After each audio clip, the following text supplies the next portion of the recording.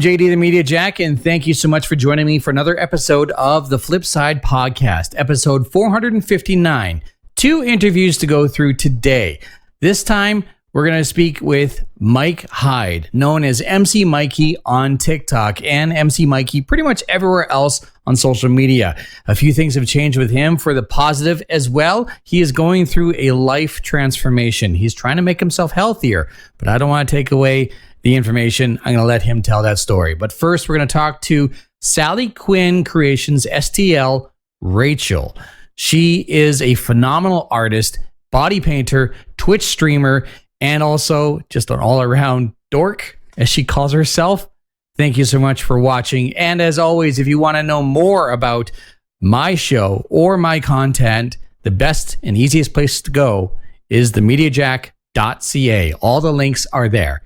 Without further ado, this is Rachel, SallyQuinn Creations STL. So have you had a chance to see any of my interviews before this? Not your interviews, no. I've listened to you on the radio though, but I've never watched your interviews. I didn't even know that there was video of interviews. Oh, okay.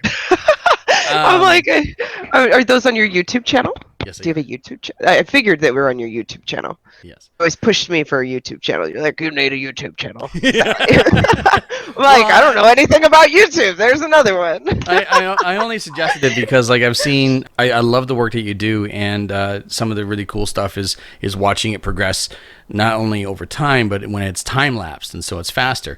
There's another person that I follow that does this sort of cosplay that they do exactly that. It may be a 4 to 5 hour stream on Twitch, but they hammer it down to 4 minutes on YouTube. Mm-hmm. But you're doing your own thing, and who am I to criticize or even anything? You've been doing this much longer than you've known me, so.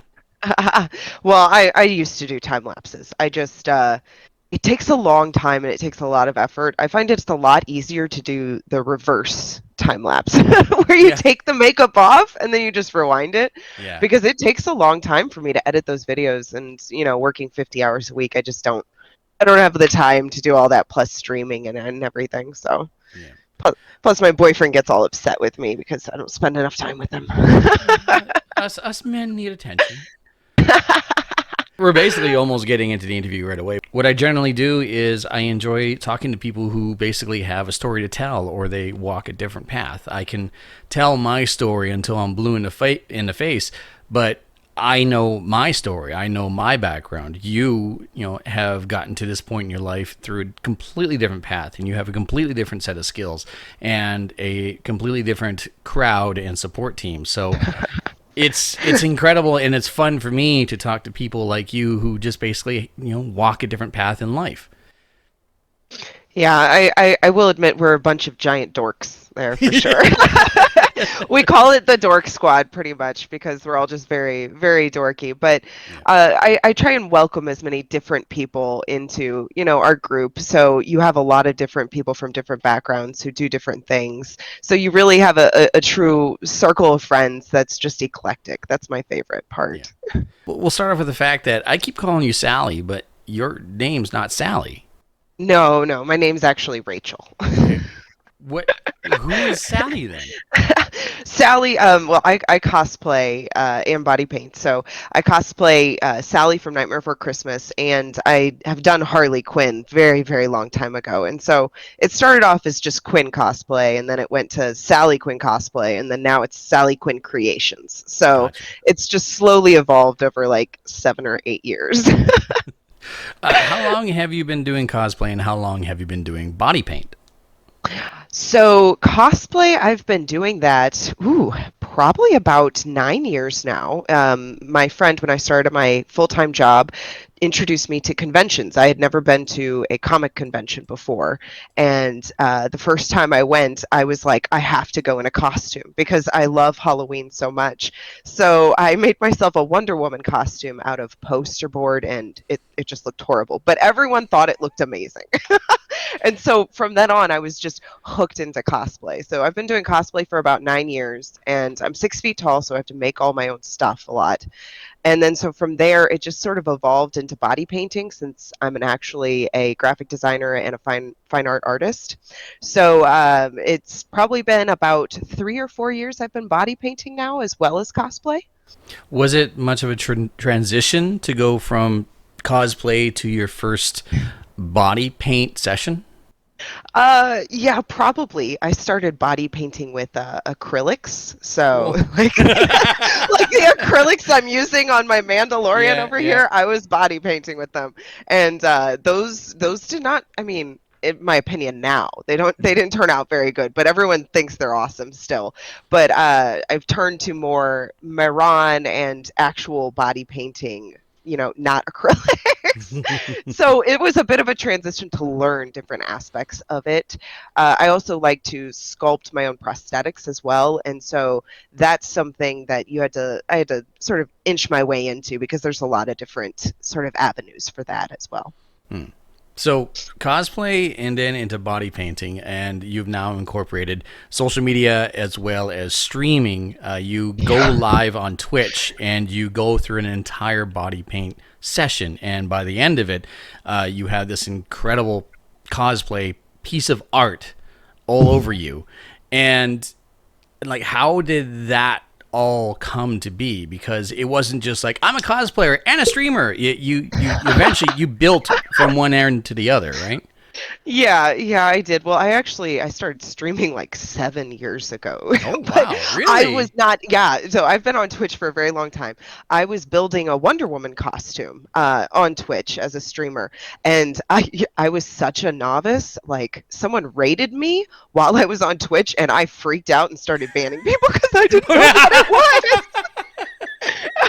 And so what are you doing here? I was just like, what is happening? Because of course it was like emotes and everything was going crazy. Right. So after a while, though, I sort of edged off of that, and I went back to cosplaying and not doing streaming. And just recently, with COVID and everything happening, I wanted to get back into the community. I missed conventions and people that I love who are far away. And so I was like, you know what? I'm going to start streaming. And so I started streaming a game. And then, I was like, I miss body painting, because I don't always do it. It takes 5 hours and it's exhausting. Yeah. And so I decided I was going to do that on stream. And after I did the first time, it was so much fun to have people with me, because 5 hours alone is kind of daunting. It can get a little tedious, right? You're just sitting there. Oh my gosh. Yeah. I don't eat half the time, and so I'm like just sitting there, and if I was alone, I would be body painting, and I would have some whiskey next to me, and I would just stop for a second and go, and I would drink some whiskey, and then I would get back to it. Yeah. You stream on a regular basis on Twitch, and then you have these point rewards. And anyone who is unfamiliar with Twitch, what it is that if someone watches for a period of time, they accumulate points towards the channel, and then you can redeem those points for anything that the streamer or the host has deemed. That could be request a song, AMA. In your case, you have hydrate, which is a very common one, and stretch. And I don't think you have anything that says eat, damn it, but maybe you should. No, I don't have anything that says eat. I usually don't have snacks around me. I have one that says social, and then I've recently put one in that people can make me put on a onesie. And we're not talking a cute one. We're talking like a narwhal, like comfy onesie where I have flippers. Nah. So I mean, I probably should put one in there that says eat. I will be eating tomorrow on stream, so it'll be an interesting time. I've never eaten on stream before. It's going to be weird. What got you into cosplay to begin with? So my birthday is the day after Halloween, and I love Halloween. And so for Halloween, every single year since I was very young, I used to dress up. And my mom used to make my costumes. And then as I got older, I had to make my own because I'm too tall to fit into anything naturally. And so from there, that's what got me into it the most. I would say The most fun I have is whenever you're in costume and you go to a convention and people who just love the fandom that you love, that you're dressed in, they stop you and they're just like, please, please, can we have a picture with you? You're so awesome and I love this so much. And it just makes you feel really great, like you're connecting with others. And I think that's what I love about cosplay. And that's why I sort of immersed myself into that fandom, because we all have so many different fandoms that we love. And it's just another way to show it. When was your first convention? Ooh, so that was Wizard World St. Louis. Ooh, big one too. Yeah. It was sort of big. St. Louis's Wizard World is actually pretty tiny compared to most others, but it's only because it's like 500,000 people here. We actually don't have that many people in St. Louis, but that was my first one I went to, and that was about 9 years ago. I dressed as Harley Quinn one day, Wonder Woman the next, and then I don't even know if I went the last day, but that was about 9 years ago. And I believe I met Lauren and Ethan from Thousand Faces that year at a different convention too. Mm-hmm. Oh no, you go. As I was going to say, and how did that go? Oh, it went great. They, of course, were dressed as Krieg and Tiny Tina from Borderlands. And I was Sally from Nightmare Before Christmas. And it was the first, it was a very small con. First con I ever won the Best in Show, sort of cosplay competition as.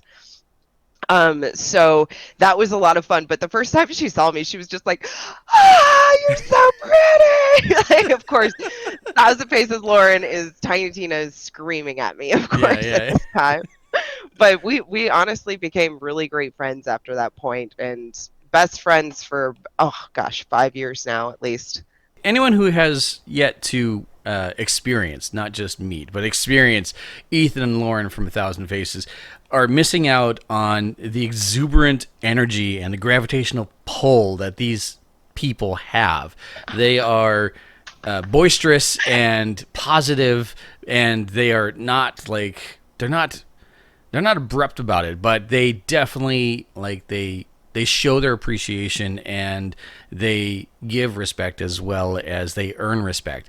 And I could just imagine Lauren, who's 5 foot something, and you 6 foot else, and her just going absolute bonkers and apeshit over you in cosplay as Sally. I could easily. I know you could picture that.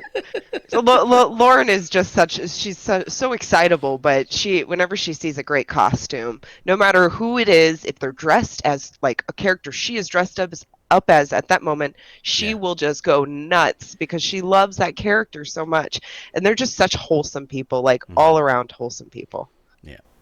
When someone tunes in to see you on Twitch, it's not always about cosplay, nor is it always about body paint. Sometimes you just hang out and play a video game. You have accumulated an incredible group and community on Twitch, and you have a Discord. How did this come to be? I mean, you've inadvertently banned a whole bunch of people through a raid, but over time you've been able to create this community. How did this happen? I've always wondered about that person that I accidentally banned, I need to go back and see who I actually banned there because they have a huge grudge against me. Well, so whenever I started back up in Twitch, I started back because I had streamed Little Nightmares years ago, the first one, and when the second one came out, I'm like, I've got to stream this one. That's just, of course. And so when I started streaming it, I got into looking at other channels and pieces like that, and I found this great art community. This art community on there that just inspired me so much. And people like this wonderful artist named Buttery Smooth, this musical singer named Reina Mystique. Like, there is so many different types of art and different avenues on Twitch, and I was just I was so inspired, and I wanted to start doing my art on there too. So those people influenced me a ton to sort of form this great group. And each of like the people in my group are from other people in other people's groups, because you go in and you make a family in that stream, and then that family comes over to yours, and it's sort of like you find all your people out in all the different avenues. Like you can't just start streaming and not jump into everyone else's streams and be a part of that family. I'm like, you got to welcome everyone together. And I'm so inspired and excited about Twitch a lot. And as you could tell, I streamed a long time ago, and then I came back and I'm like, wow, what was I missing? I obviously wasn't in Twitch before properly. Yeah. Have you always been artistic? Yes. So it was around the age of 10. I decided I was going to be an artist. I had won my first my first art contest, and it was like drawing the Mother Mary. Wow, really? I was in fourth grade. Yeah, it was put up in a museum. One of those 9-year-old draws this sort of museum things. Mm-hmm. And my mom was always so mad she could never get it back. Oh no! because they probably just tossed it in the end. But it was not that good. Trust me, it was not that good. Still, but I mean, a piece that ends up in a museum—that's something worth holding on to. Well, so from that moment on, I loved doing art, and my mom was very supportive, even though she hoped I would like grow out of this, transition one day and become a nurse or a lawyer or a doctor, Yeah, something that pays more. Yeah. But she supported me greatly and allowed me to do sort of private classes, since most grade schools don't have art school like classes in them, and so she cultivated that from a young age. But I've always known I was going to be an artist. It was just what profession to choose that would make my mother happy that I made money at the same time. Graphic design. Graphic design. So what does your day entail when you don't plan on body painting? So if I'm streaming or not, so let's do a not streaming. I wake up and I go to work, and I work, usually it depends on my workload, but I work about 10 hours a day to 12 hours sometimes. And then I am either modding in other people's streams or painting different pieces on my own, cleaning. Everyone cleans. I'm going to be doing that after we're done here. So yeah. But it's so strange because I've been inside. I've been working from home for over a year now, and it's strange to think about what your day has become comparatively to what it used to be. Like I used to go outside all the time. Now I go outside. I do a run in the afternoon. That one I do remember. Between the 10 hours of working, I go and run. Nice. Yeah, but majorly it's just a lot of art and being at home right now with my 4 animals and my boyfriend. Gotcha. Your boyfriend, Crucifix. How did you two meet? We met because of a wonderful coworker of mine who informed me that he had a great person with a beard that he thought I should meet. I got a good beard. I got a great person with a beard. He's just hiding in my closet over here. He's in storage. What? I myself, he knew I was a beard person. So he started there. But Crucifix was one of his old friends who was in the military. He moved multiple times, and he had just come back into the St. Louis area. And so he thought we would be a good match because he's a very sweet, caring guy who loves video gaming and films just like me. And so we weirdly enough fit together. He's really quiet and I'm really loud. Oh, polar opposites. Yeah, pretty much. Did you expose him to your geek world and cosplay and all that stuff, or did he have an interest beforehand? No, he's never. Well, he loves video games. He loves films. He loves fandoms, comics. He's read tons of comics. He used to collect them. He had never been to a convention. So whenever we first started dating, I took him to his first convention, and it was like a kid in a candy shop. He spent way too much money. From that moment on, I'm always like, anytime we go to a convention, I'm like, do you need me to take your card? Like, Yeah. Please take this away from me before. Yeah. Like, I stopped him from buying like fine art in the Disney booth, and I'm like, no, we don't need this. Oh, really? Yeah. But I mean, fine art, we're talking hand illustrated, like Nightmare Before Christmas, storyboarding and stuff. Things you wish you could have, but you're like, no, I'm not going to spend $1,000. I need to calm down. Yeah. I can't justify this, but I still can't want afford. it. Yeah, I can't afford this. So on a day that you plan on doing body paint and cosplay, how does your day roll out? Well, if I'm going to do body paint, I literally wake up and I go straight up to my stream room and I have to reset everything. Because I actually have a whole setup and I have to switch it up whenever I do acrylic painting to when I do body painting. And so I like to get all of that set up, make sure I have, I take out the wig and I try to style the wig beforehand, which then I'm cursing myself saying I should have done it a day before. Because I'm usually running late and everything. Crucifix is usually bringing me lunch, which is while I'm doing all of this, and then I huff it down, and then I go and I start streaming. And I need to start streaming sooner because it usually takes, well, it's been taking like 8 hours. So we haven't been eating until like 9 o'clock at night, dinner time. So I need to get a little bit faster at my mornings, but it's usually a setup and I make sure I got all my paints, I got my microphone, my music all queued up. And I like to be in sort of like a settled mood when I start. But if I'm all hectic and I start up, as soon as I take like a deep breath or, a shot of whiskey, then I calm myself down. Well, I mean, it kind of makes sense that your streams go a little long because you are very much connected and constantly in communication with your viewers and your followers. I mean, there was one stream, I believe it was just a week, maybe 2 weeks ago. You got like 45 minutes, an hour into it. You haven't even started yet, and you're just having a conversation with everyone in the chat. And it's a pretty like with respect to everyone in the chat, it's pretty open, and like there's conversations that even I've engaged in where it's like, what, this isn't something you'd be having, this isn't the conversation you'd be having openly on like a public bus, right? Yeah. But still, it's an interesting, entertaining conversation with a community that has a sense of humor and also their own stories to tell. You take the time to acknowledge and chat with and communicate with those that are following you and supporting you. So it makes sense because you're not just hammering away at a piece of body paint and then just moving on with the rest of your day. You're interacting and communicating. It's a big community. It's a party, pretty much. I try and make it seem almost like a family. Whenever you come in, I'm not gonna diss you on whatever you want to talk about. I'm ready to roll with however it wants to go.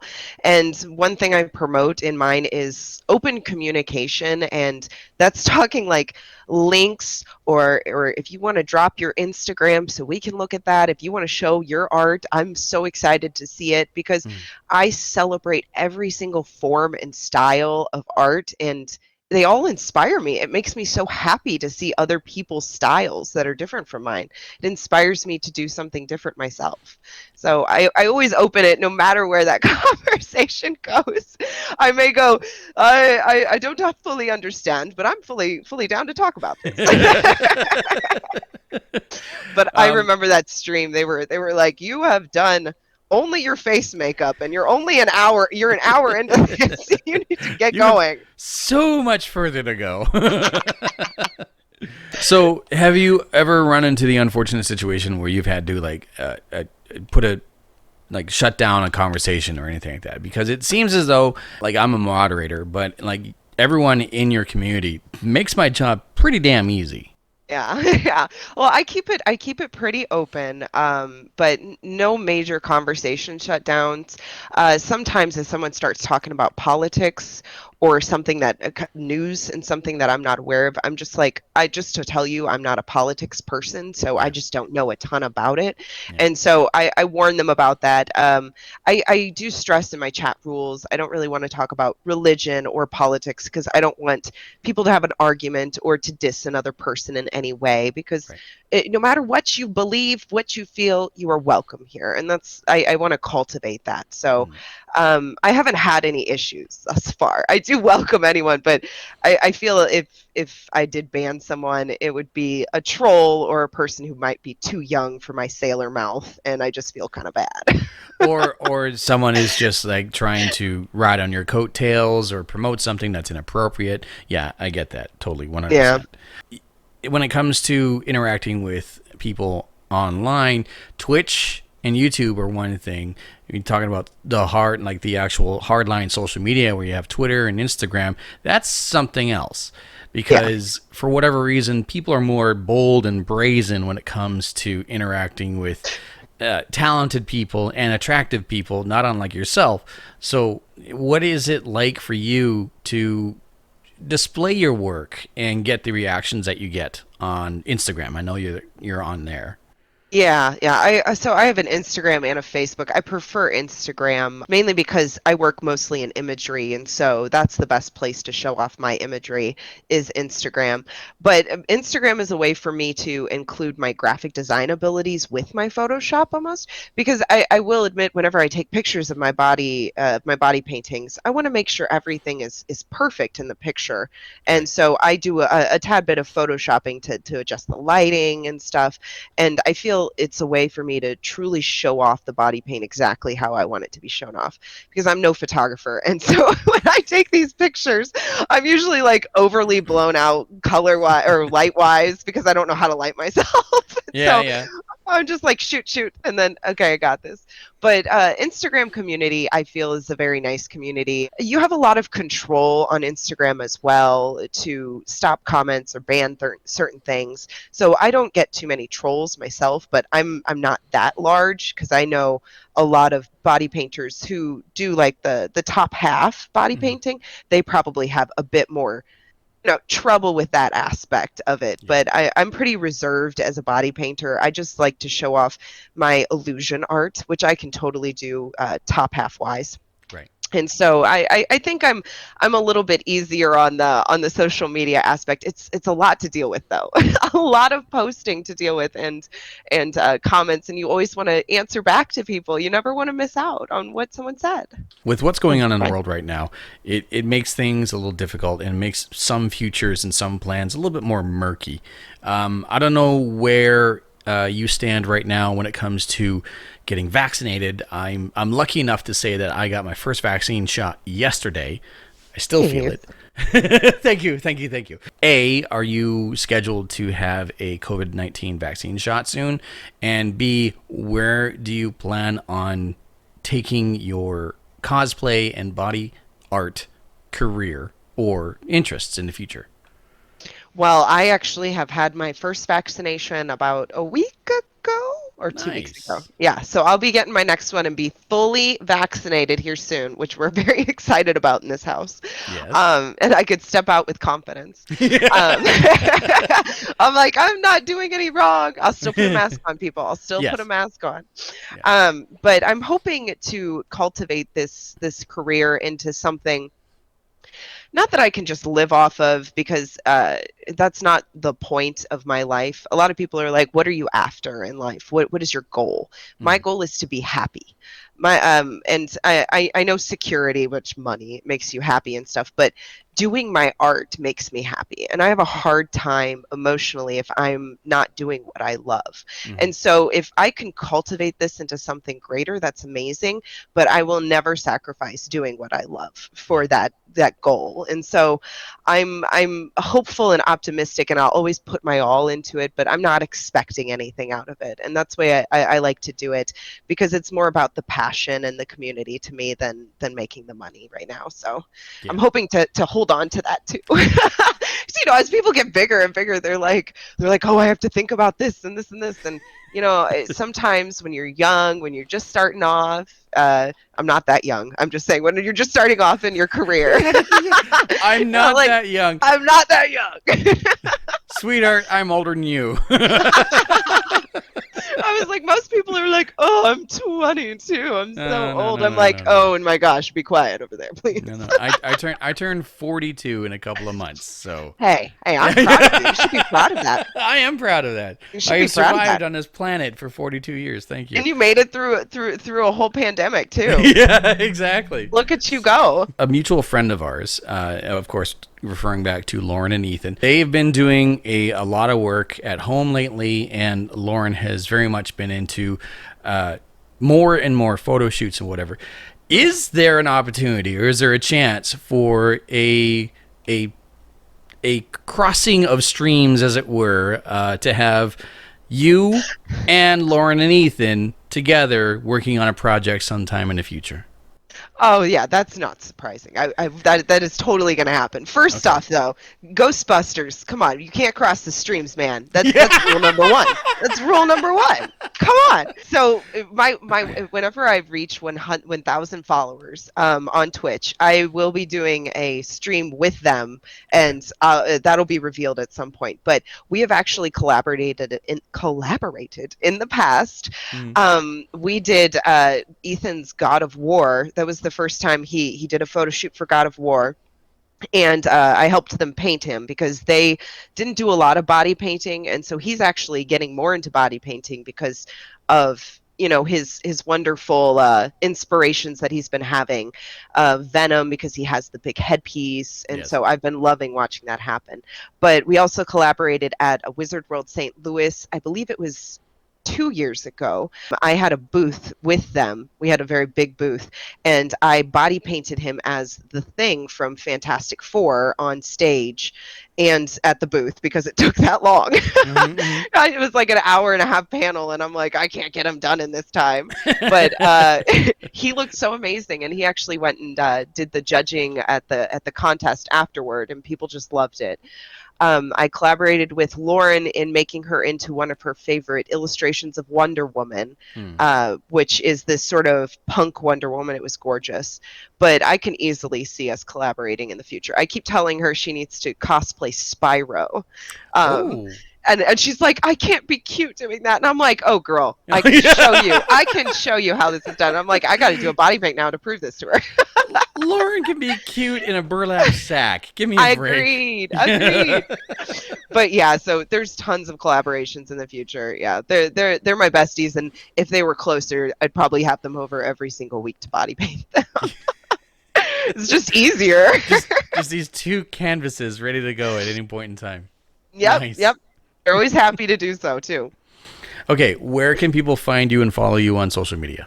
My social media is SallyQuinn Creations on both Facebook and Instagram, and then I am SallyQuinn STL on Twitch.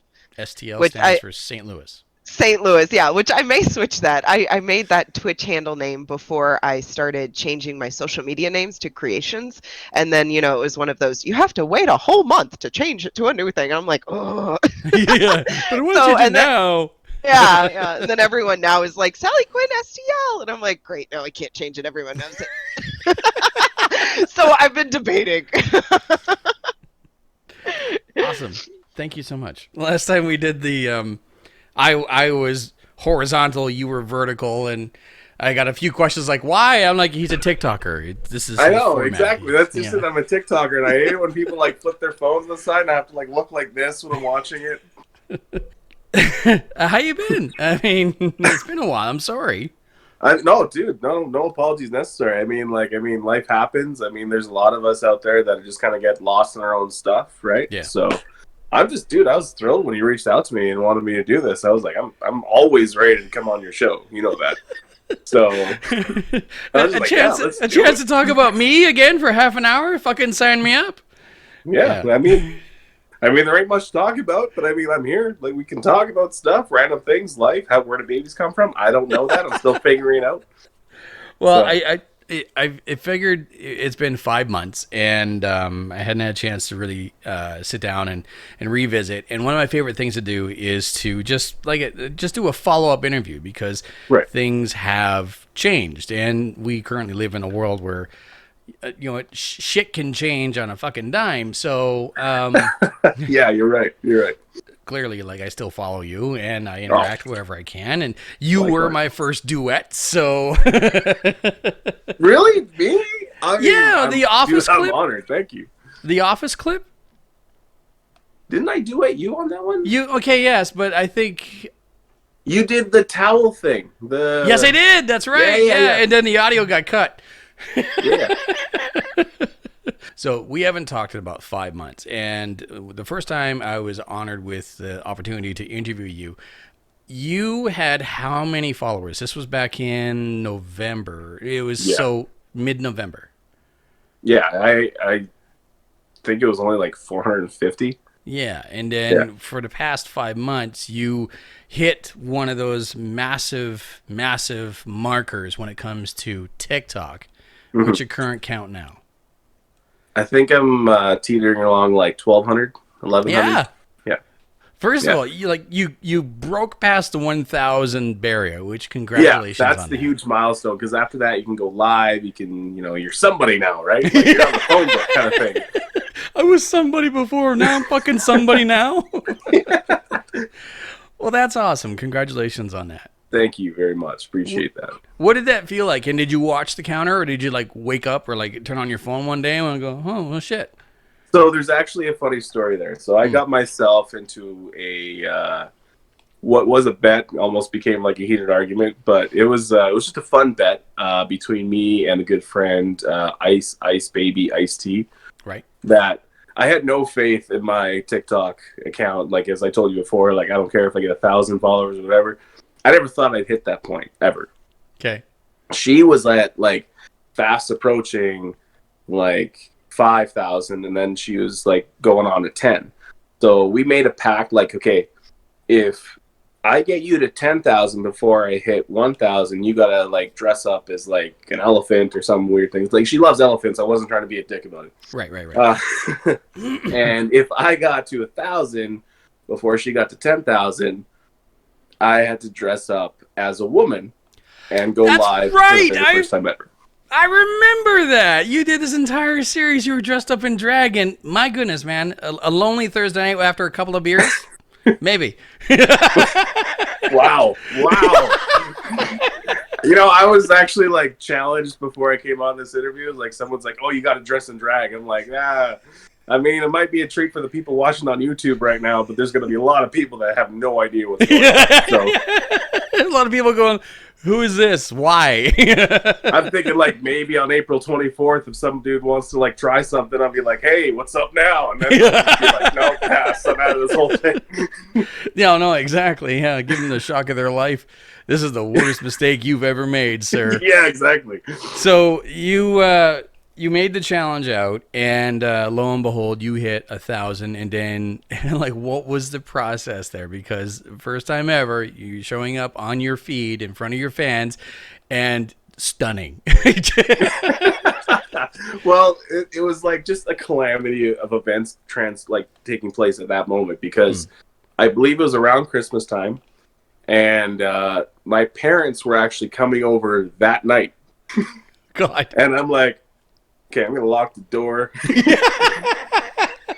Don't bother me for about an hour and a half. I'm busy, okay? I'm doing things.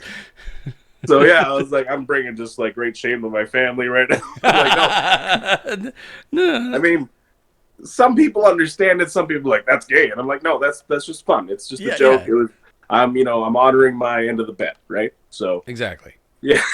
Yeah, so we just had fun with it. It was good. It worked out really well. No, you honored your side of the bet, and you manned up and said no, I'm doing this, and I put my foot into this cement. I'm sticking with it. You got to put up or shut up, man. You can't just put that out there and be like, no, I'm going to walk away from this now. No, I got to man up. I'm a man of my word. So that's awesome. Are you officially or unofficially the king of duets? It's a self-proclamation, really, is what it is, JD. I mean, I love first and foremost, doing duets. I know a lot of people will tell you it does not help your views, your likes, or anything, because it kind of like shuts you away from like the main feed, like the For You page or whatever. I just love doing duets, man. That's my thing, because it's way easier when you're like acting with someone or playing off someone's energy than just doing it yourself and like hoping someday somebody's going to make the second half to that. So, Right. Yeah, I was like the king of duets since day one, because like my first video was a duet, and I've loved doing duets ever since then. Because you really throw yourself into it, and you're a wrestling fan, not unlike myself. And I didn't even know that WWE was doing this, but the duet that I just on your feed right now, it is April 22nd. It is you facing off against Randall Keith Orton. I feel like I could have did that one better too, but I'm like, whatever. It was WrestleMania. I was excited. I was in the moment. I've gained a few pounds, but I mean, I'm still a threat, right? Like, I mean, we can still take each other on. But I love that. That was cool. I hope they do more stuff like that. Get fans kind of like interacting. Yeah, well, I mean, just to touch quickly on the wrestling scene, Randy Orton is actually a pretty good partner to go, or opponent to go against, because he will make you look good. But he is a great performer for sure. But he will also shut you down in a big hurry. Oh yeah, one RKO and it's and you're done. So with that, I mean, like, one, you weren't expecting to really go anywhere, or even, not in any sort of hurry to get up to 1,000. And two, working with duets, which apparently doesn't exactly help get you any sort of traction. But still, it's just fun. Yeah. Yeah. I'm like, do you still enjoy doing TikTok? That's a great question and a fair question, and I'm going to answer it honestly. It's just not been like huge on my like list of priorities right now. Right. I actually kind of walked away from it for a little bit. I have not been posting as nearly as much as I used to. And that's just because, like, honestly, I feel like my heart isn't fully in it. And like I told you before in my last interview, like, if I'm not going to put myself 100% into something, I'm just not going to do it. Right. So, and then, like, until I can give, like, 100% of myself to TikTok and actually do something and do it well, I'm not just going to phone it in. I'm not just going to half-ass it and throw something out there. Yeah. And hope it does well, because that's not who I am. That's not how I roll. Yeah. Now, and that speaks to a lot of creators as well. I mean, there are, you and I, everyone have different priorities. You look at someone like Chaz Aiden, who suffered from the same thing that basically you and I have, and a lot of the other people in this world, especially in Canada, continuous lockdowns. And him being in Ontario, he suffered more than you in Alberta and more than me in British Columbia, where it was just like, no, you're not going anywhere for months on end. And so he threw himself into it, and he caught fire. When you don't have that sort of focus and dedication towards something, it will suffer, and that is no one's fault other than the mindset of the person. Like, I know that I could definitely be a better guitarist, or I can be a better artist, or I can even be a better writer, but my focus is not there. And for you, 100%. You are, your focus is elsewhere. You're still having fun only when it suits you. Oh, absolutely. And I was actually thinking about that too before the interview. Like, it's one of those things, like, you get out of it what you put into it. Mm-hmm. If you're not going to give it your all, or like really like, put a piece of you into that, you're not going to get much back. You're not going to be satisfied with what you're doing, because you're not really doing it with everything you got. Right. So if you need to walk away, I mean, like, some people look at it like a job. Well, at a job, you get vacation time, you get off time. Right? You get a paycheck. Exactly. Not me, but some creators do. So like it for me, it's okay not to be okay, and it's okay to like walk away for a little bit, recharge your batteries. When you feel that creativity and that passion for it build up again, and it will, you come back to it and you do some of your best stuff. Yeah. Now you have actually started to not avert, but just transition just a tiny bit. You did mention before we started that you started up a Twitch. I did, yeah. Yes. And So what inspired you to start there? And is this just like for gaming? Do you go on for talk? Do you, converse with your fans? I'm still learning that world of Twitch. I still don't really have a setup going. I more or less just, me and my fail squad, my buddies that we play with on Xbox. Some of the fail funnest squad. moments. I like that. The bar is here. Exactly. That's the thing. You just set the bar low and you're pleasantly surprised by the outcome. Exactly.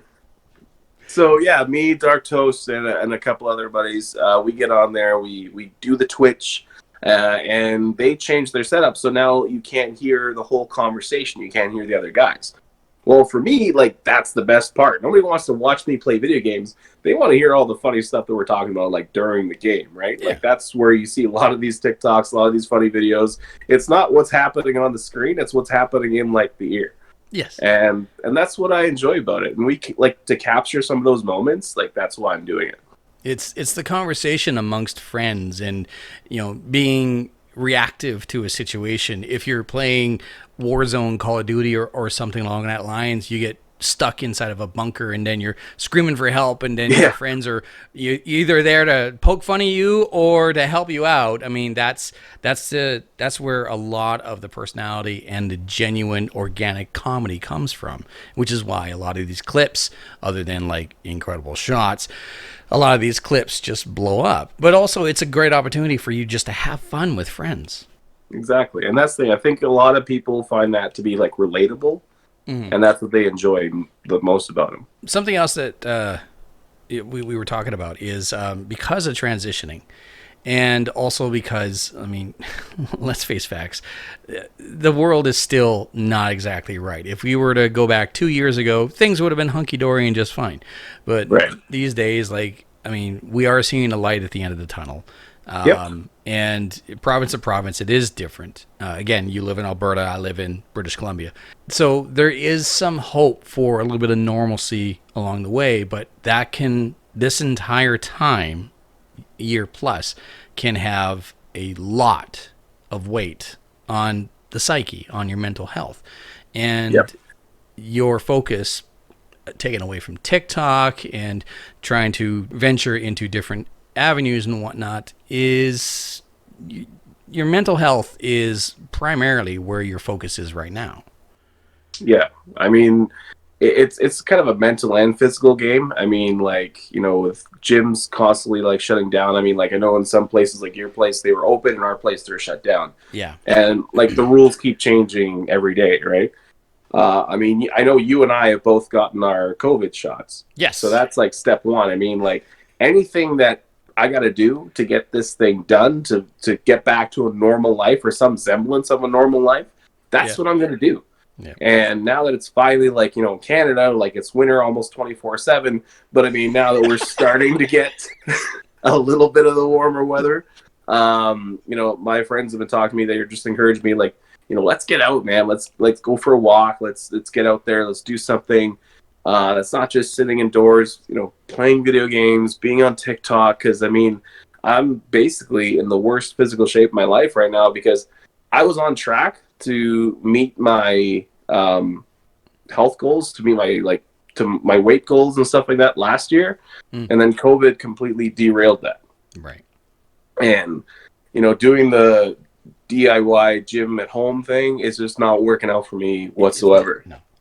So I'm trying my best with what I got to work with, but I don't have much to work with. So now that it's time to like get out, get a little more physically active, that's my focus. And I think it's going to really help a lot of people just to kind of, get out of their homes, get some fresh air, and start kind of feeling a little bit better. Yeah. Working out at home is by far like one of the most difficult things to do, because when you think of home, you think of comfort, you think of relaxing, you think of entertaining. To work out at home is metaphorically working against the grain, because now you're trying to tell your mind and your body like, no, this isn't relaxed time. I know the couch is right there. I know the bed is right there. I know the video game system is right there, but this is what we need to work on. And so, finding the motivation to work out at home is difficult. And then actually completing it is even more difficult. They say that, half the challenge of going to the gym is going to the gym. Once you're there, like, all right, I'm here, let's get this done. So it can be like, yeah, and like I feel you. It is very, very difficult. My gyms have like I have 2 gyms, one as a backup, and both of them are like, nope, like come back to us in like 2 months. So I've been just like hoofing it around town and just doing what I can, and I can feel like it's been lacking. But even still, like I sympathize. I understand the challenge. I was saying that again before we started. It's kind of interesting how you've found yourself into this mindset of like, you know what, I need to better myself physically and mentally. And then you have some friends who are about to, like, they're texting you saying like, hey, let's go out, let's go for a walk, let's do something, right? A nice way of saying get off your fat ass and get some Yesterday was actually the 9-year anniversary of me completing what I called my 100 days. And what I did was I found myself very, very early in January of 2012 just having like this existential crisis. I wasn't happy. I was unhealthy. I was broke. I was unhappily married. I was in a dead-end job.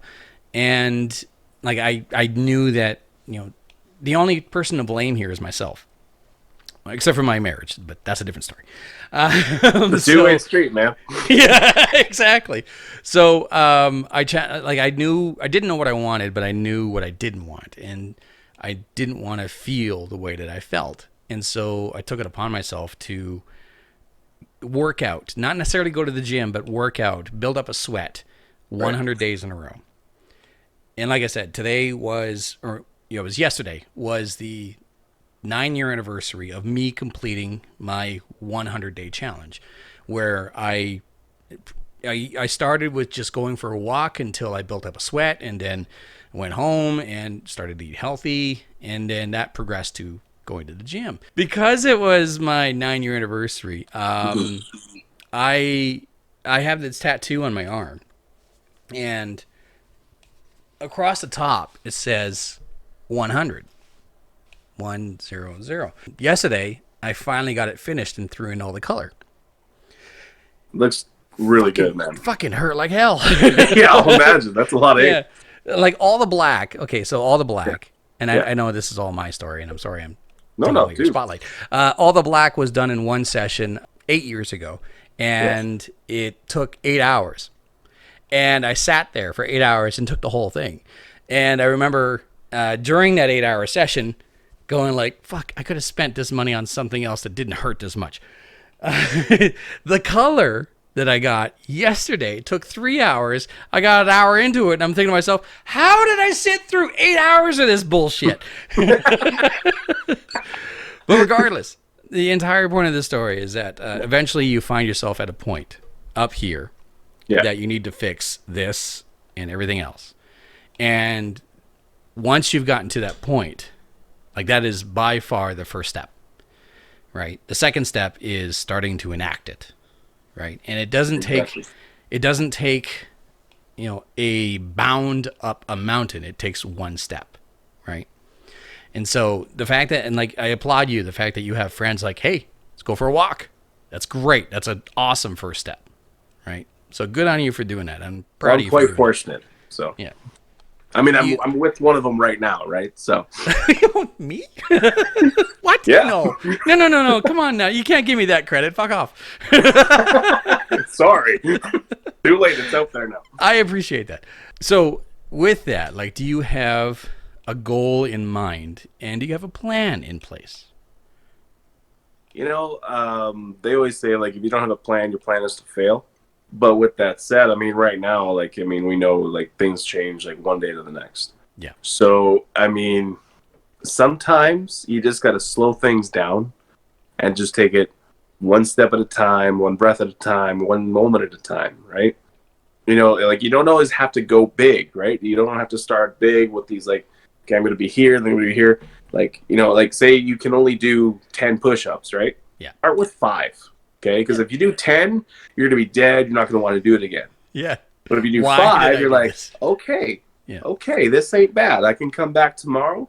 And then, instead of doing 10 push-ups for one day, you can do like 15, 20 push-ups the whole week, And I mean, like, you just, like, it's baby steps, right? Yes. You can find 100 reasons not to do something. You just need to find one reason to do something for yourself, because you got to do it for you. No one else can do it for you. Couldn't have said it better myself. So with that, like, I hope that you don't make the same mistakes I did. Don't worry, I make a whole mess of my own. So. I'll share with you one quick mistake I made. So I knew that I didn't know much. I didn't know much at all, but I knew that I needed some sort of supplement, like a protein powder or something like that. And so I went to a supplement store, and I saw this tub of something, and it looked healthy, and it had vitamins on it, and blah, blah, blah. And I was like, oh, hey, cool. And it's good. A nice flavor. It's fruit punch. Awesome. I love that. So I have this stuff, and I started taking it for about a week.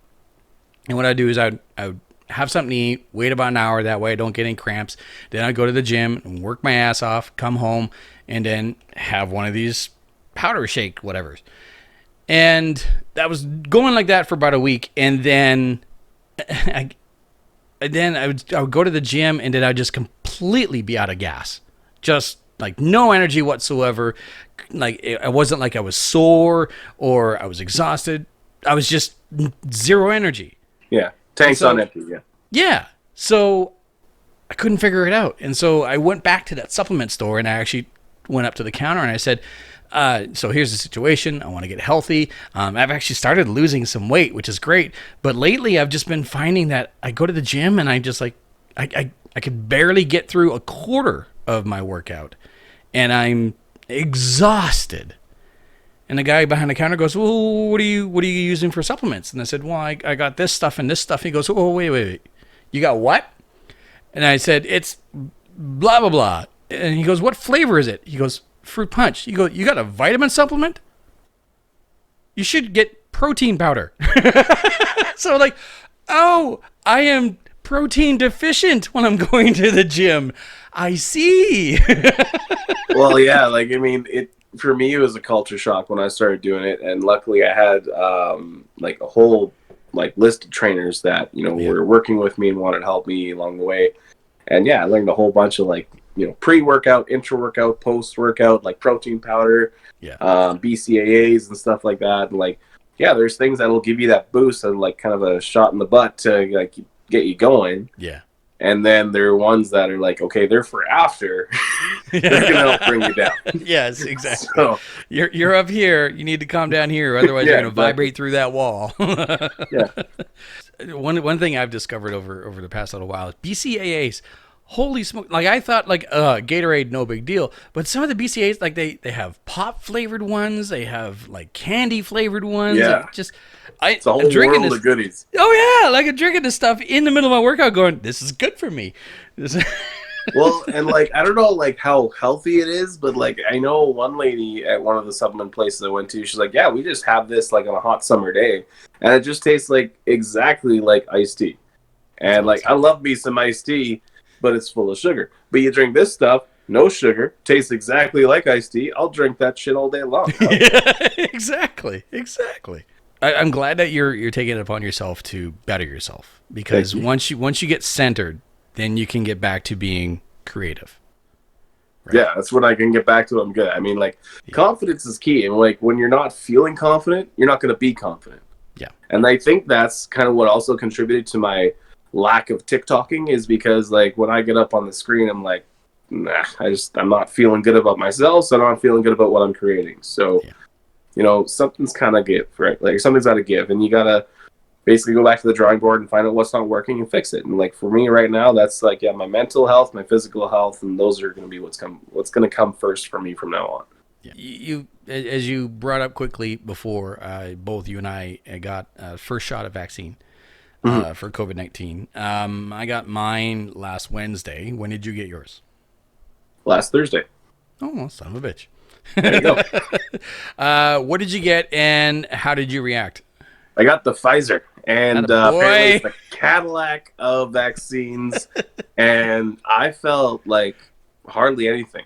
Really? I mean, you're gonna feel some soreness in your arm because they're shooting you with a needle. Yes. It's no different than somebody like that walking up to you and just giving you a shot in the arm with just a punch, right? Yeah. So it's gonna feel a little tender, but after that, I didn't really feel any side effects. I felt great, and I have no regrets. So I am more than happy to get my second shot when the time has come. Yeah. And just be kind of free of this. I mean, maybe you have to get a booster shot in a year or so. I'll Whatever. take it. That's exactly. Yeah, I'm the same thing. Like I'll take it. Did you have any sort of hesitation, or were you like front of line when it was available? I had some special circumstances. Okay. Apparently, it actually pays off to be an overweight asthmatic. So, I mean, it's got to be good for something. I didn't want to like cheat the system or whatever, but Yeah. it's all about that BMI, baby. So, Well, I mean, that's been, the BMI has been a broken system. But hey, if it works, I got asked the question like, oh, how did you get the shot so quickly? I went, well, I haven't stopped working since last year. In fact, I've been working more. I still drive a bus full of people, but I guess the big determining factor was the fact that I'm a quarter Métis. Never mind the rest of that stuff. Just, oh, you're part native. Get over there.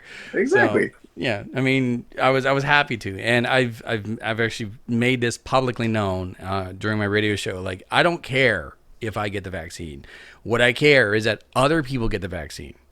The more people, the better. I'll wait in line, but for crying out loud, there better be people in front of me. Oh, I know, and I got a couple people that are like kind of on the fence about what to do about it. I try to be as encouraging as I can. Like, I don't want to force anybody into it. I mean, it's got to be a decision they make for themselves. Yeah. But yeah, no, you're absolutely right. Because like, for me personally, I feel worried now because like, yeah, I may not be able to get it, but I can still carry it. So if you haven't gotten the shot, maybe we can't really hang out after. Yeah. So. No. Yeah, that's just it. So you could be a carrier and you don't even know it. You could be asymptomatic. And you could have passed it on for all you know, right? I know for myself, like, it was more a matter, like, selfishly, it was more a matter, like, yeah, if the vaccine doesn't kill me, COVID will. Because being an asthmatic, being overweight, being in my current situation, COVID will probably get me. And if it does, I'm not going to fare too well. So I can't say for sure whether I'd make it or not. I don't want to find out. So this was the better option. I'd rather have the choice.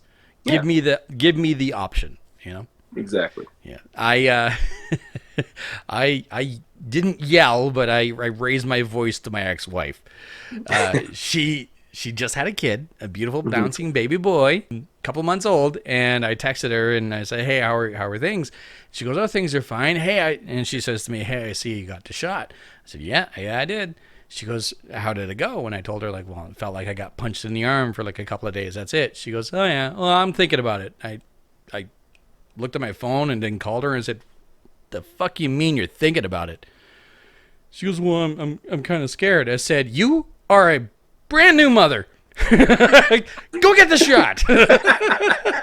God damn. Anyway, I've had a lot of those conversations myself. I totally understand. Yeah. To each their own. Make your own choice, but exactly. Yeah, okay, fine. Last we spoke, you were working on merchandise, and are you still basically a freelancer? Yes, exactly. I am no longer partnered up with anyone at this moment. I am basically a free agent. I am still muddling around, looking at doing some of my own stuff. But right now, the market is not there for me, but it might be there for somebody else. So if you or somebody you know needs help with merch, I'm your guy. All right. So, just to revisit, do you have a history in graphic design and art?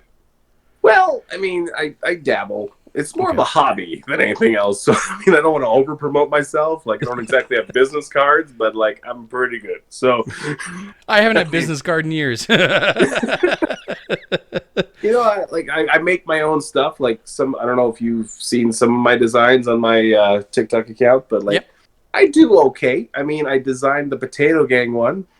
But I mean, that's, ancient history now. So Yeah, no, I mean, that's the beautiful thing about being a freelancer is the fact that you're able to take on clientele, get the job done, and then just move on to another project.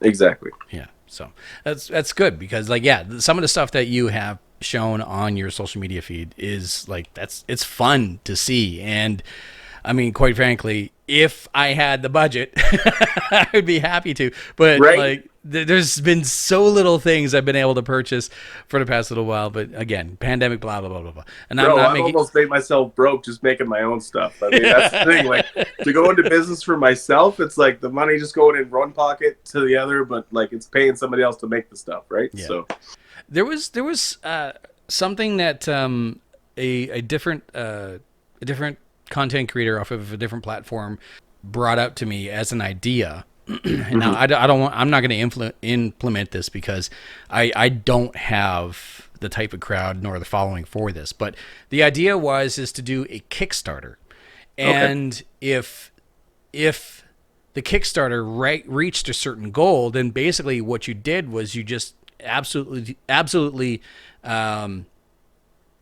budgetized your entire merchandise, right? So the idea would be like, okay, so if I get $1,000 in this Kickstarter, then that means that it's $1,000 that goes directly towards blah blah blah shirts and caps and sweatbands and stuff like that. I thought that was a unique idea, but again, like I don't know about you, but like for me, like I have a decent audience, but I don't have the type of audience where I get hounded all the time for like, hey, can I buy blah blah blah. Well, and for me too, like, I mean, I'm only like 50% of the format, right? So like I do the designs. I still need like a vendor or somebody to actually make the merch, which I was using like Vistaprint or like their subsidiary Promotique for a while. And a lot of people use like Teespring or Etsy or whatever. But you still need like basically an online vendor to actually like host that for you, which they pretty much supply the merchandise. You just put your brand on their product. Yeah. And I mean, it's a decent way of going. It just for me, I feel as though I'm not quite there yet. You and me both, man. Yeah. That's the thing. Like, yeah, but you already have a T-shirt. Well, I know that's the thing. A lot of people have said like, I'd love to wear a Mike Mania T-shirt. I'm like, would you want to buy it though? Like, one day, free, man. Yeah, one day when I'm able to look at my bank account and go, all right, I have no more excuses. What do you have coming up in the near future? Do you have any plans, any projects, anything of the such? Oh, man, I always got plans. Good. Like, do I actually follow through with them? That's the thing. Well, I remember last time you and I talked about, we talked about doing an OC, and I have a mask here. I should have had it ready here so I could show you it. Right. But I'm not ready to unveil it yet. Like, I just, again, like it's getting into that creative zone. So I promised a couple of buddies of mine that when I reach 1,000, I would drop an OC. And if you don't know what an OC is, it's the original character. So a lot of my guys are original character, like, Mike Mania or BHK or whatever. This is going to be a brand new one that I've never shown before. I'm just working out the details. I'd like to actually like build a, kind of a base for him, like kind of a backstory. Right on. So. It's good. It's good to have that sort of thing to pull from when you're creating something original. Right. Yeah. You do your homework, and then you that way you have like the character is this and looks like this and acts like this because of this sort of thing. Well, yeah. Like I just don't want to like half-ass it. Like, okay, here it is. Hope you like it, and then just walk away. I want to like, all right, this is me. This is like something I could be proud of. Let's go for it. And I just want to give it everything I got. Yeah. COVID restrictions in mind, and also possible freedom in mind. What about events, travel plans, anything and such? Well, I mean, I was hoping to get out to BC, but from what I hear, you guys are shutting down the borders again. Yeah. Yeah, I was actually thinking end of May I was going to come out there, but like I got a couple of friends who live out by Langley. Oh, yeah. But I don't know if I'm going to make it or not. We'll see. I mean, anything's possible, right? I'm not going to say no. I'm just going to say not yet, not until I can secure that. You'd be surprised, actually. Like, I've actually been rather surprised with what's been going on in British Columbia. And this is no joke. They are currently filming Sonic the Hedgehog 2 with Jim Carrey down in Fort Langley. Yeah. And YouTuber extraordinaire and ultimate philanthropist Markiplier is currently in quarantine in Kamloops, British Columbia, and is going to be quarantining for like another week and a half, and after that he is filming a TV series based on an original project of his own. So it's what do you mean I can't go to the fucking gym, but all these people are showing up to film? Like, we got to be at a certain pay level, you know. Jim Carrey, he goes where he wants. I mean, he's a former Canadian. Former Canadian. And Markiplier, I mean, he's nice enough to be a Canadian. Yeah. Exactly. Oh, my goodness. So it's just, again, yeah, you're right. We have to reach that level of I'm a somebody. Yeah, before... I do what I want. No, you don't. You're not that special. You're this home. Somebody. We have to be this somebody here. Exactly. Yeah. Is there anything else that you wanted to talk about or bring up? I think we covered everything. What? I think we did. We nailed it. Good job. Go team. Go team. How you doing? No. I am just happy to be able to reconnect with you, and also happy to just be able to continue to do this sort of thing. I've been rather surprised with the amount of attention that I've been getting on social media, but here's the thing, is that the attention that I get on social media is like 25% my own stuff, 75% creators like you who give me the opportunity to have this sort of conversation. So, you know, projects like this and opportunities to sit down and talk with people like you is really just like, I am constantly in awe and constantly blown away with just how fortunate I am and how wonderful it is that, again, you and other creators give me the opportunity to just sit down, have a conversation, and just share a laugh or two. So I'm doing wonderful. Well, that's awesome, man, because you know what, like, I gotta tell you one thing, like, do not underestimate yourself, right? For one, I've seen some of your content. I've been in your content. We've done duets together. Yes, we have. I know you got the chops. I know they're there. All right. And I got to say, man, like, I mean, I got to contribute some of my success to you as well, because after my last interview with you, I don't know, Daddy got the bug again, because I did some of my best work. I did some of my best creations after that interview, because it's kind of like recharged me, like, you know, just reinvented me. And like, I felt good about what I was doing again. So thank you for that. That really meant a lot to me. It is honestly my pleasure. Just to remind everyone who either haven't yet or are new to you, where can people find you on social media? Well, I'm all over the World Wide Web, baby. I am on TikTok under MC Mikey. I am under Instagram at MC Mikey. But if you want to find me on Twitch, I go by my old name, which is BHK for life. So that's BHK, the number 4, and then life. Everything else, I am MC Mikey, the hostess with the mostest. That's awesome. Thanks, man.